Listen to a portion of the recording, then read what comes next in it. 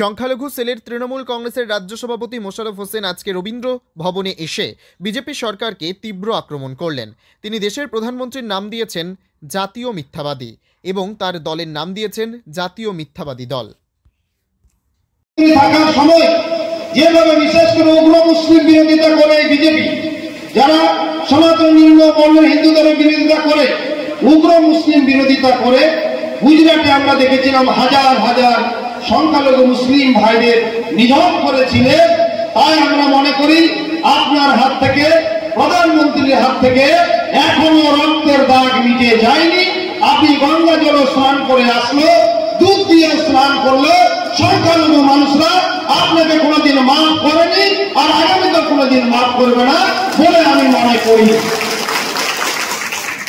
জাতীয় হত্যাকারী দল, জাতীয় চোরের দল, তারা বলে নাকি তৃণমূল কংগ্রেস একেবারে সবাই চোর, সবাই চুরি করেছে। তা আমি বলতে চাই, আপনাদের সময় রাফেলের কেলেঙ্কারি হয়েছে, ঘটনা করেছে 1-2 কোটি টাকা নয়, 32,000 কোটি টাকা খেয়েছেন, খান দিয়ে একেবারে গিলে খেয়েছেন। তাই এদের আমি জাতীয় চোরের দল বলি, জাতীয় বেঈমানের দল। এরা এতটা মুসলিম বিরোধিতা করে, এরা খতরনাক ভয়াবহ পার্টি।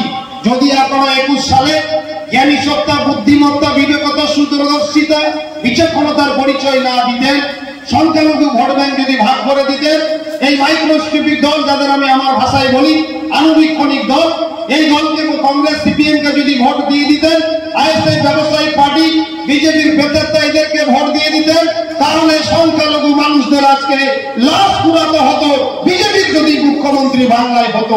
কিন্তু আপনারা জ্ঞানী সত্তার পরিচয় দিয়ে বাংলাকে, সংখ্যালঘু মানুষদের আজকে সুষ্ঠু সুন্দর থাকার তৈরি করার কারিগর আপনারা হয়েছেন। তাই আমি বলি, যেমন এদেরকে বিশ্বাস করা যায় না, আমার ভাষায় বিষাক্ত সাপকে বিশ্বাস করা যায়, কিন্তু বিজেপিকে বিশ্বাস করা যায় না। বেঈমানের ইমান আছে, বিজেপির ইমান নাই। এতটাই ভয়ঙ্কর খতরনাক এরা পার্টি।